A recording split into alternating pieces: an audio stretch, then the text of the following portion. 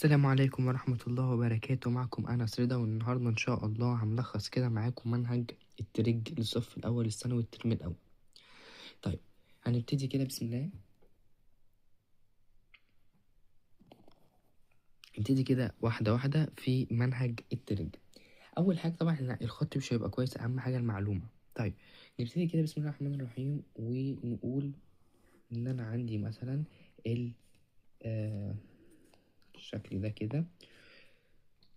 عندي طبعا كنا بنقسمه ل4 كواد. عندي فيرست وسكند وثيرد وفورث. ده ما يجي يسألني على الكورد، ده الكورد الكام.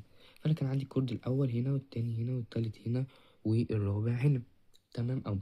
كنا عندنا هنا الزيرو، كنا عندنا هنا الناينتي، كنا عندنا هنا الهندرد ايتي، كنا عندنا هنا 360، وكنا عندنا في الآخر كنا عندنا هنا 270، وعندنا هنا 360. تمام أوي كده. نخش بقى على الحتة اللي بعديها، وكنا بنقول هنا بلس بلس، عكسها السيرد اللي هو ماينس ماينس. و2 كنا بنقول ان احنا بنبدأ بالماينس، يبقى ماينس بلس. والفورس في الاخر هنقول بلس ماينس. ادي كده المفروض كل المعلومات اللي تتحط في الجزئية دي. يبقى انا عندي بلس بلس، وعندي هنا ماينس ماينس، وعندي هنا ماينس بلس، وهنا بلس ماينس. وبنرقم بقى اللي هي هنا من 0 ل 90 كده فيرست كواد. يعني ما يجي يسألني مثلا ال 22 في انهي كواد، اقول له مثلا 22 في الفيرست كواد. فكده احنا بنرقم يعني. طيب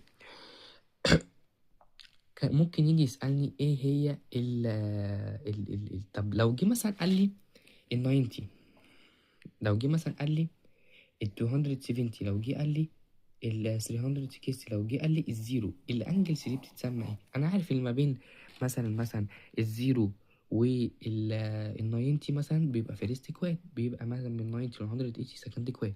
فلو جه بقى ده قال لك دي بتتسمى الكوادرنتال انجل، يبقى دي الكوادرنتال انجل.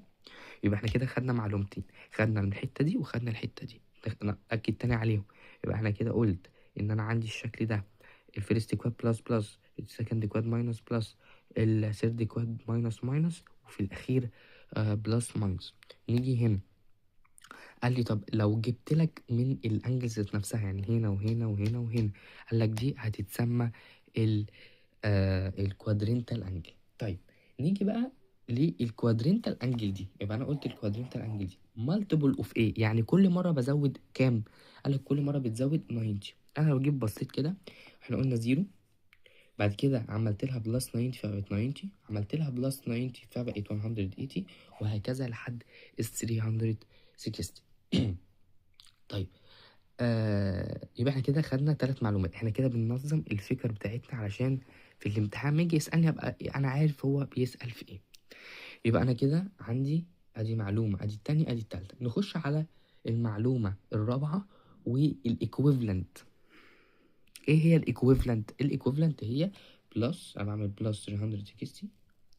لو قال لي الايكويفالنت النمبر اللي انا بعمل له ده، لو النمبر اللي انا بعمل له ده ماينس، فانا بخليه يعني نيجاتيف. يعني لو نيجاتيف فانا بخليه بعمل 360 بلس. طب لو النمبر ذات نفسه بلس، بوزيتيف قصدي يعني، فبروح بال 360 بتبقى بالنيجاتيف 360. تمام كده المعلومه دي تمام. يبقى ده الايكويفالنت. اخر معلومه بالنسبه لنا اللي هي دي كانت بتبقى بكام؟ قال لك الشكل ده بيبقى ب 180، عشان لو جالي بس كده في اي حته اعوض عنه ب 180، اعوض عنه ب 180. ده كده بالنسبه لاول جزئيه عندنا.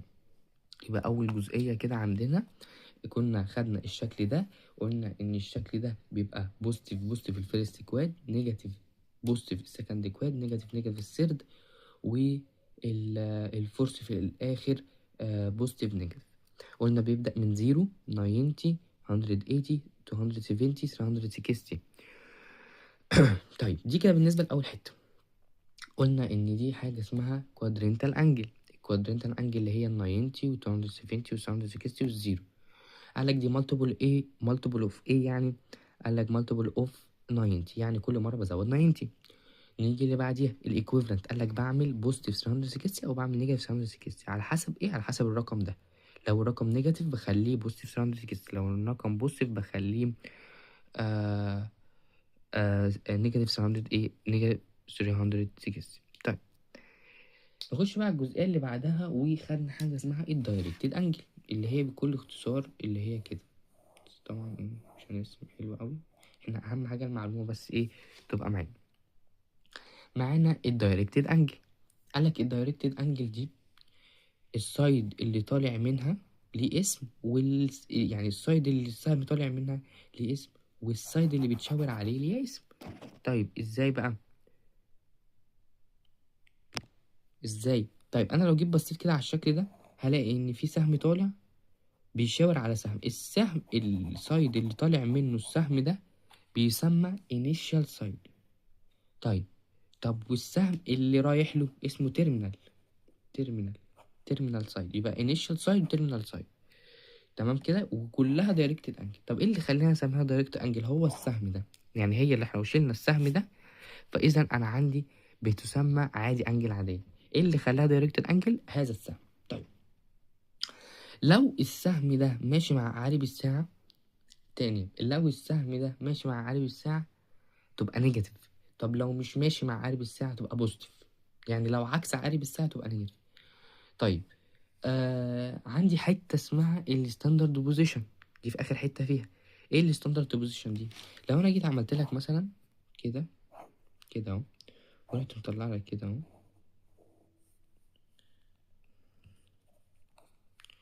تمام كده، دي اكس ودي اكس داش بقى وعلى حسب، ونعمل كده.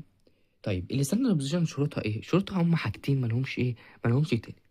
اول حاجه ان انا الفيرتكس بتاعه الانجل دي تبقى على الاوريجن بوينت، يبقى الفيرتكس تبقى على الاوريجن بوينت، والانيشيال سايد، والتاني يبقى الانيشيال سايد على الاكس بوزيتيف، والانيشيال سايد على الاكس بوزيتيف. يعني ايه؟ يعني انا لازم اعمل كده، لو عملت كده تبقى الستاندرد بوزيشن. يبقى انا لازم السهم في الانجل هنا يبقى عامل كده طالع لفوق. ليه؟ عشان يبقى الانيشال سايد في الاكس اكسس البوزيتيف طبعا. دي كده الفكره بتاعت الدايركتد انجل، دي الفكره بتاعت الدايركتد انجل. نيجي بقى للحته اللي بعديها.